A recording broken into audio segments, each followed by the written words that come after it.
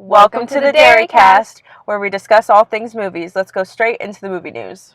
Okay, so on Tuesday, Netflix released a trailer for their movies that will be coming out this year, 2021.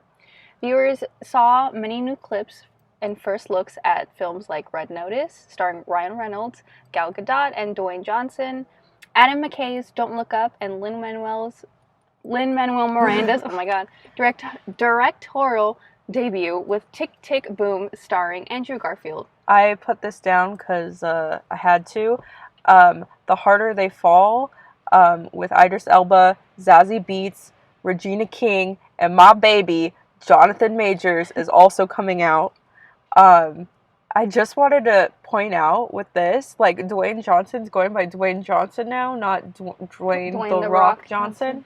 I think it's because he's trying to step away from the whole wrestler bit, and that was, like, his wrestler nickname, because I was actually watching Wizards of Waverly Place, and he was on it, like, that was that episode that he guest starred in, and he was only referring to himself as an actor, not as the WWE star, because, like, this was back in the day when he was on it and stuff, and he's like, oh, I'm Dwayne Johnson, the actor, and that was it. So I think even then, he just always considered himself that, so he's just trying to shy away.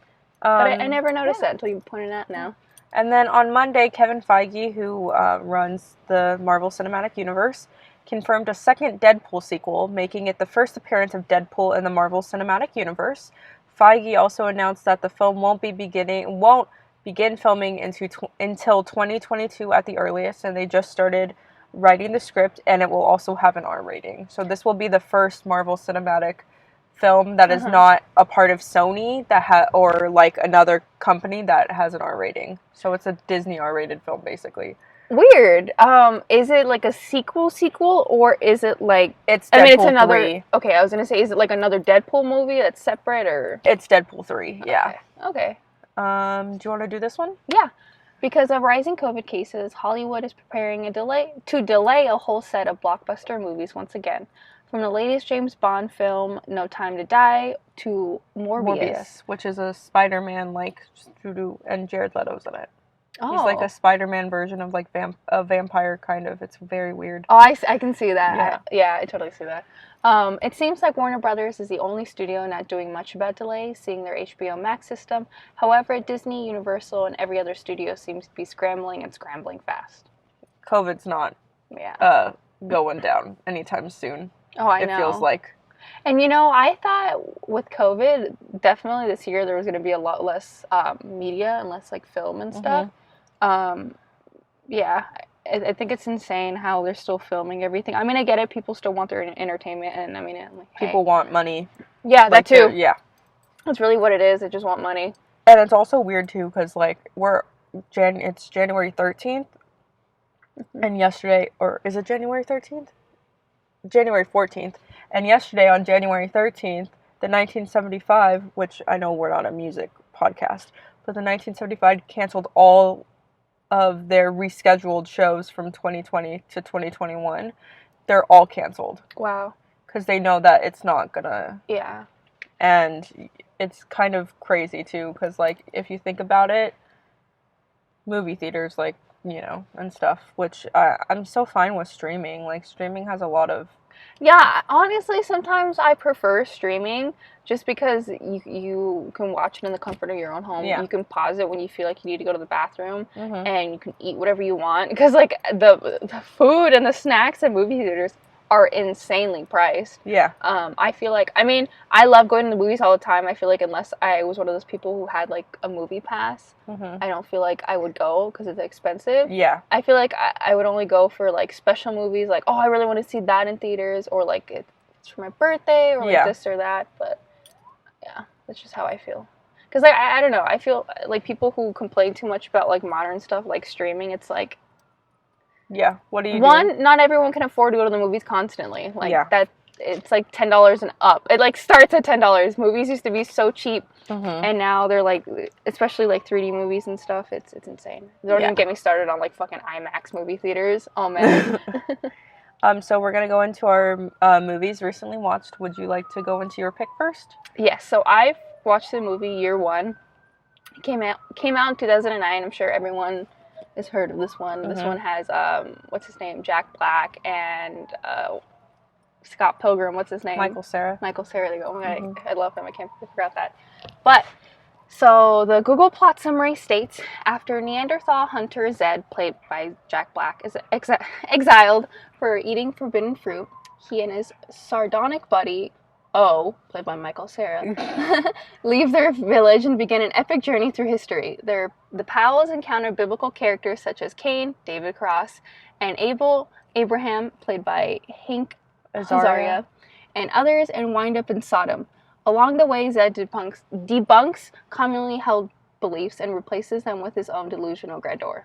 So, I actually had never seen this movie all the way, and I'd always wanted to, and I finally did, and I'm going to be honest, it is quite possibly the most 2009 movie I've watched so far. Like, it definitely matched all my expectations for the movie. Like, the humor and all the acting fits for that time, and this movie definitely wouldn't do well today, not just from the offensive jokes, like it's not just that, but I feel like in general that movie just would not do well.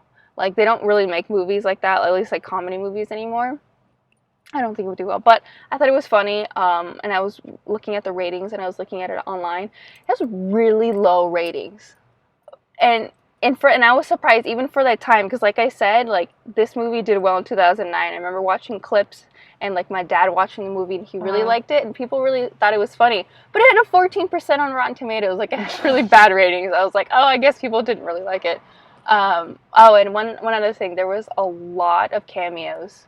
A lot of cameos? A lot. There was a lot of really famous people in it. The wind is picking up. Hopefully, we got mics, so hopefully you don't hear it. If not, we'll try to edit it out. Maybe it'll add to it. But yeah. Anyways, the movie was funny. The ambiance. Yeah. Sorry. The movie was funny? Yes. I've never seen it. Do you recommend it, kind of, or not for me? For you, I don't think you'd really like it. Okay. Just because they make a lot of dumb jokes in it, like I said. I mean, Paul Rudd's in it. I love Paul Rudd. But, I fucking love Paul Rudd. His character doesn't last long. Oh, damn. Spoilers. But if you're looking for something kind of just stupid and funny to watch, and like just something whatever, like it's not that serious, just put that on. Like, I had it on playing in the background while I was doing stuff, and I was watching it. I liked it. It was okay. So my pick of the week is Pieces of a Woman. It was a limited release in 2021 and a wide release on Netflix in 2020, limited release, wide release in 2021. It's directed by Cornell Munzero. I'm saying that totally wrong. I'm so sorry. The Google plot summary is: a heartbreaking home birth leaves a woman grappling with the profound emotional fallout, isolated from her partner and the family by a chasm of grief. So it stars Vanessa Kirby, Liza Silzinger, who's a comedian, and I was like, oh my gosh, I didn't know you do dramatic work. Ellen Bernstein, who was in one of Martin Scorsese's early films, Alice Doesn't Live Here Anymore, and Jimmy Falls, who I love. Please watch The Last Black Man in San Francisco. I'm gonna say Gross LaBeouf is in this movie. I didn't want to trigger warning for that. Yeah, trigger warning for that. And he does a lot of horrible shit in this movie too. So Vanessa Kirby plays the main character, and she won the Volkey Cup for Best Actress at the Venice International Film Festival for this movie. So I'm just going to say the first 30 minutes are so anxiety-ridden, like, you know what's going to happen if you've seen the trailer, or you've just heard about it, and it gets worse and worse, and then it's like, boom, title card. But, like, literally, this woman is having a home birth, and she doesn't want to go to the hospital because she's too scared, and the baby, like, is literally born and then dies, like, 2 seconds later. Oof. And, like, you see the baby actually being born from the vagina. It feels like it's not a whole year, but it's like a month by month kind of thing. Also, Benny Safdie, the most Jewish fucking person on the planet, playing a Christian. Literally, this man, when he eats bagels and pickles, dips them in his fucking coffee. That's a Jewish thing. Plays a Christian man. It was so funny. And then also, like, Benny Safdie randomly popping up, because I'm like, oh, it's Benny Safdie, director of Uncut Gems. Good time. Forgot you're an actor. Oh, shit. And, like, he's, like, vaping in the movie, and he's just having a good time. He's just... That was not supposed to be a reference. Also, Shia LaBeouf did a really good job in this movie, and I didn't want to say that. But he sobs like every 2 seconds. Like, literally, it just cuts to him sobbing. That's sobbing on a car, sobbing on a bus. Like, it's not, no. And then Miss Kirby, I would like your hand in marriage. What were you going to say? I was going to say that's the thing that sucks about him is that he is a good actor, but he is a piece of shit. Yeah. He's a real piece of shit. Let's not talk about Armie Hammer. Have you heard about that? Mm-mm. This fucking cannibalism man. Ooh, we talk about that later. Okay. I did not have a crush on him when I was little. I did not have a crush on him when I was little. I did not have a crush on him when I was little. Okay, so our main subject of the next 2 episodes are going to be Tim Burton. We wanted to do. It took us a while for all this research and stuff, and it like usually our podcasts are 7 pages long, and this is like 22 pages long. So we're going to go through a bunch of stuff. So first off, we would like to say we're trying something different with this episode because we're talking about a director. I mean, we've talked about Adam Sandler and we've talked about different subjects in movies, but not a particular director. Yeah. In older episodes, we do speak about history, fact-based, and mostly our own opinions, but this time the scales are different. This will be mostly history, fact-based behind Tim Burton's career.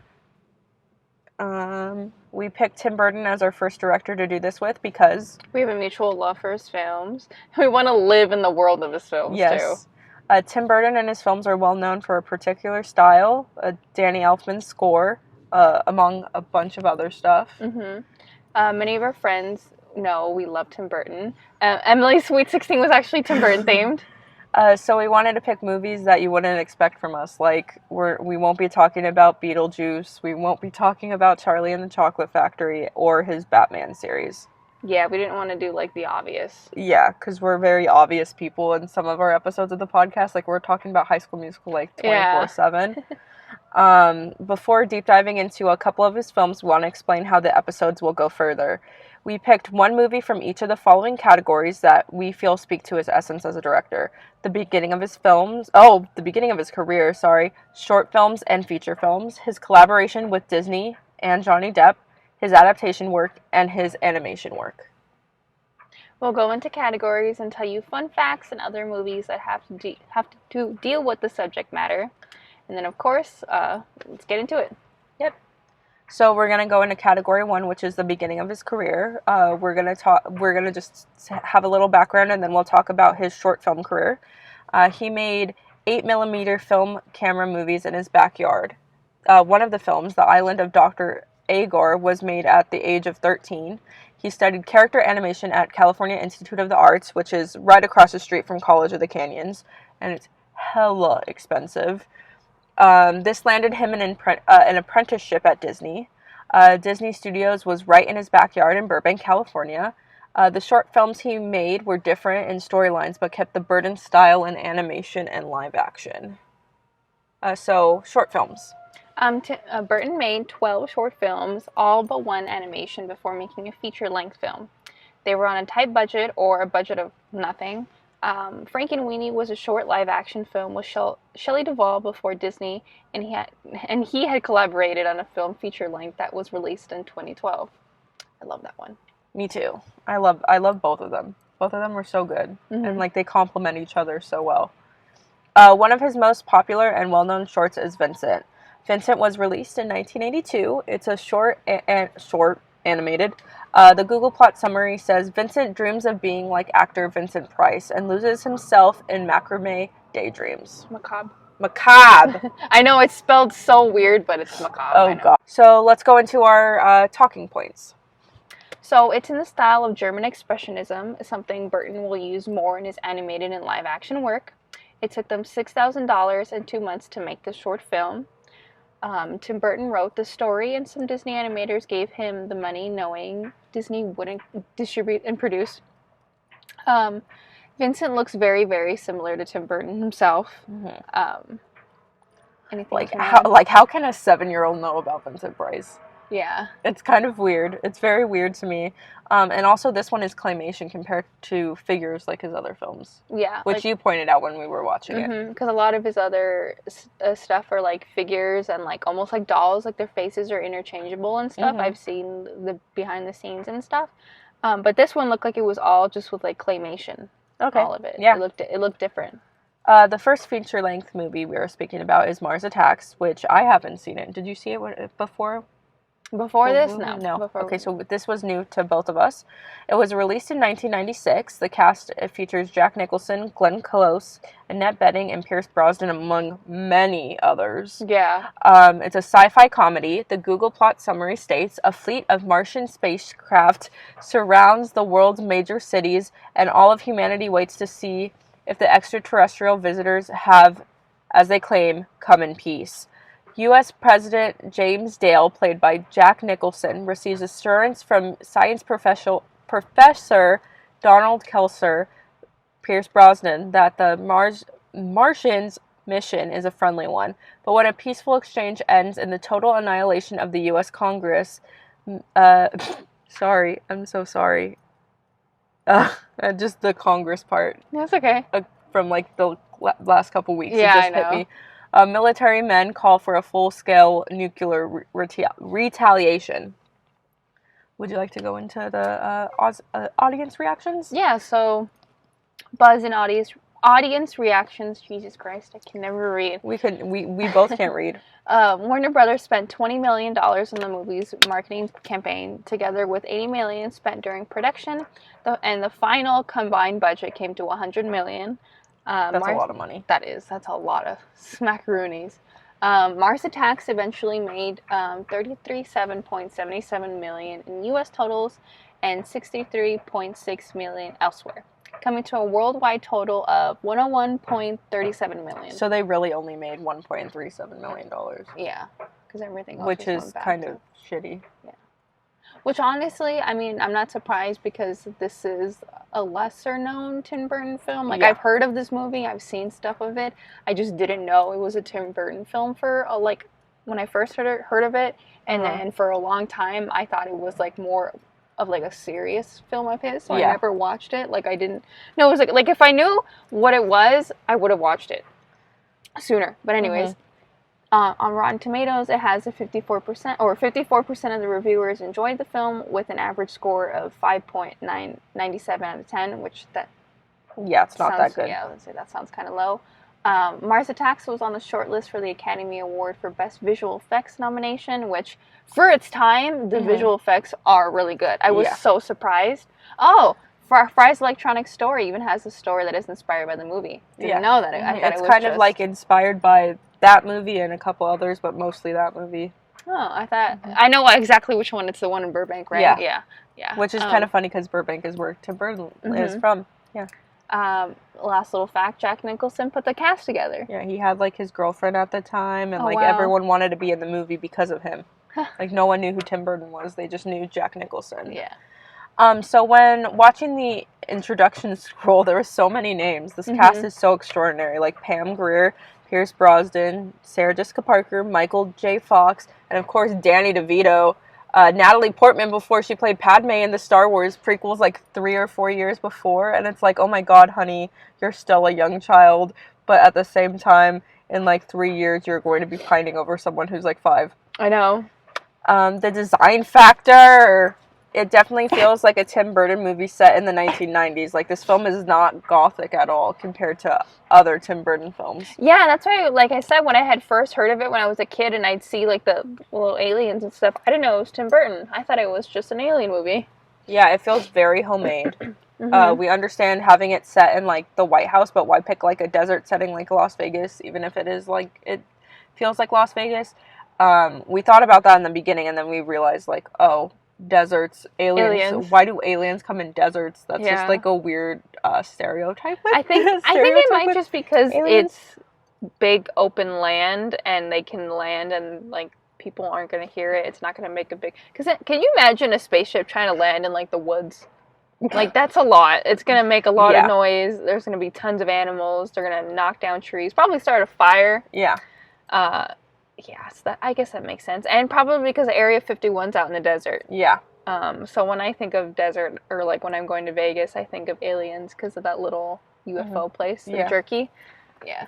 The CGI can't be this bad at the end of the 1990s. Like, if you watch, like, I know Star Wars fucking sucks. Like, the prequels suck for CGI, but I feel like there's, like, developments that, like, it still feels so homemade. Like when the aliens burned alive the U.S. ambassador, like, it just looks just like... Yeah. You could have done better. Even, like, if you think about the 90s. And are the bodies turning green because of radiation? And Mars really attacks. Yeah. Like, where are the other countries? I mean, they talk about Paris for, like, 2 seconds, but, like, where are the other countries? Why pick the U.S. where, like, I know the U.S. is, like, mostly known for, like, aliens, like, because the deserts and stuff. I think we're just the one country that fears it the most for some reason. And Martin Short's hella creepy in this movie. Yeah. Not even with, like, the alien, but in general. And I think Martin Short is, like, really good at playing, like, a horrible, ugly, creepy human being. I love Martin Short. It is definitely a more funny version of the alien attacks movies, like we see in the the 1990s and early 2000s, like Independence Day. Like, do you want to see Will Smith holding a neon laser pointer? Like, it... And in this, we have freaking Ray J, creator of the Raycon earbuds. Ray J is in this movie as a child. We're one of the characters.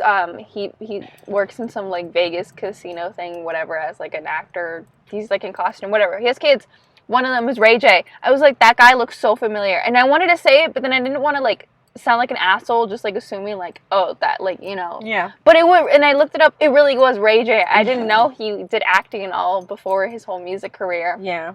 I didn't know he had a career before music. I thought it was just music, but I thought that was kind of funny. And then the whole grandma music thing, like, why is the grandma's music stopping? Like, oh yeah, that's a whole other thing. And then also, like, surprised that you were surprised that Tim Burton hasn't dived into more, like, alien weird stuff like this. Because I thought it was really good, and I feel like he could do other kind of like dark stuff with aliens and stuff, and do something like more creepy and more, you know. But Sweeney Todd with aliens. Yeah. Sorry. But I thought it was really good, and I think if you want to watch a goofy space movie, that's something you should watch. Yeah. Or Alien, because they're not, I shouldn't say space, because they don't go to space, but Alien movie. Yeah. So our category number 2, we split this up, between both episodes. So our first collaboration is going to be with Disney. Disney is really important into Tim Burton, like with Tim Burton and Tim Burton's life. Tim Burton has made many live-action and animated films with Disney Studios and other smaller studios they own, like Touchstone Pictures. In total, they have made about a dozen movies together, most of them being animated short films, because that's where he got his start. He worked as an apprentice and an uncredited contributor to films like Tron, The Fox and the Hound, and The Black Cauldron. He even had one short film inspired and titled Hansel and Gretel on Disney Channel in 1983, and it was only released once. Like, it's really hard to find it. Oh. And Tim Burton's first live-action feature with Disney is Alice in Wonderland. It was released in 2010. It stars Mia Wasikowska or something. Johnny Depp, Helena Bonham Carter, and Alan Rickman, rest in peace. Yep. The genre is fantasy and adventure. And the Google plot summary states, a young girl, when she first visited magical Underland, Alice Kingsley. Is it Kingsley? Or I think it's Kingsley. Kingsley, okay. Or, I don't know, because she slays the dragon. Kingsley? So okay. Kingsley? I don't know. Played by Mia, is now a teenager with no memory of the place except in her dreams. Her life takes a turn for the unexpected when at a garden party for her fiancé and herself, she spots a certain white rabbit and tumbles down a hole after him. Reunited with her friends, the Mad Hatter, played by Johnny Depp, the Cheshire Cat, and others, Alice learns it's her destiny to end the Red Queen's, played by Helena Bonham Carter, reign of terror. Alice in Wonderland has grossed $334 million in North America, and $691 million in other territories for a worldwide total of $1 billion against a budget of $200 million. So that definitely, like, yeah, that's why they made a sequel. But that took such a long time to make, and it's not that great. It's not that it matters that it's not great. It's just I feel like it doesn't really connect with the other movie. No. It doesn't. To me, it doesn't make sense. Rotten Tomatoes reports that 51% of critics have given the film a positive review based on 276 reviews. The average score is 5.7 out of 10. Wow. Which is not a lot. Yeah, it's really low. It did win an Oscar for Best Art Direction, which is really good. Alice in Wonderland receives mixed reviews upon release, although praised for its visual styles, costumes, musical score, and special effects. The film was criticized for its lack of narrative coherence and somber tone, which I feel that it was kind of like different. But when it first came out, I loved that film. Like, I went to the Hot Topic version, like they made an Alice in Wonderland looking Hot Topic, and it was so cool when I saw it like at the El Capitan. I mean, your my quinceañera was Alice in Wonderland themed. And I had my dress custom made to be like hers. The thing is, though, I wanted it to be identical to hers, meaning the size and shape and everything, like it being shorter where you can see the boots and it not being so puffy. But my mom wouldn't stop insisting on making it bigger because it's supposed to be a quinceañera dress. But I'm like, I am not a pageant girl. I don't want a cupcake dress. This is not what I want. I want like a long, flowy dress. She wouldn't have it. That's why I got it bigger than the actual dress. Yeah. I wanted it to be more like hers.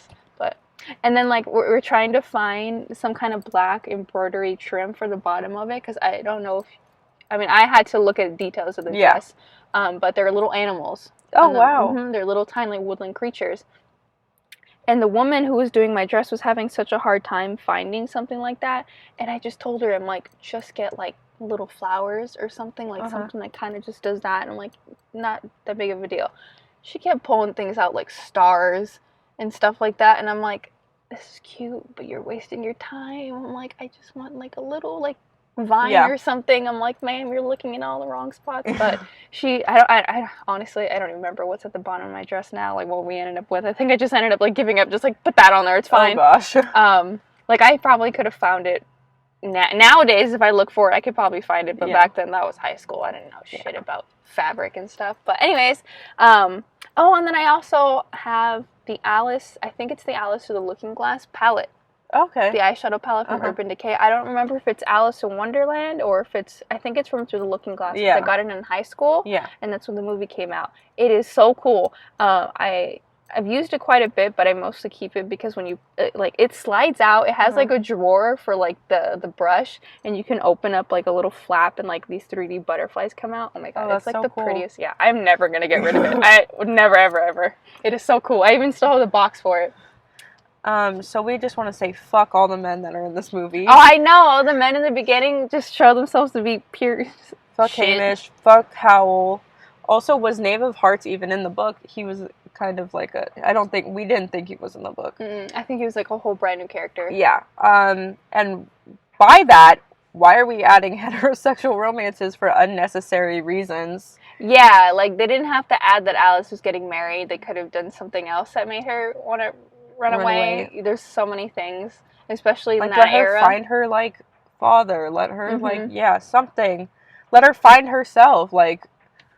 Also, why is the queen head so big? I know in the book it is, but, like, it's so unnecessarily large that you just, like, stare at it so much that it deflects from, like, everything else. Yeah.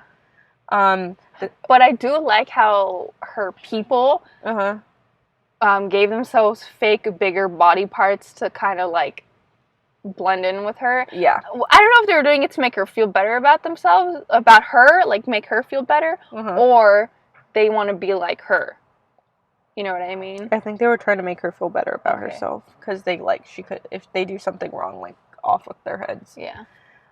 Like we said, the CGI is so good, but it's so bad. Like, what the fuck? Yeah, like, this movie, I mean, it was good, like the queen's head, it looked good, but then there were still other things that weren't great. There's so much stuff that was blurry. Yeah. And I actually found out, I don't know if you put this in here or if you read it, but I found out that Tim Burton was actually still working on this movie 2 weeks before it was released. So honestly, that's probably why it looks like that. It's just like Cats. Yeah.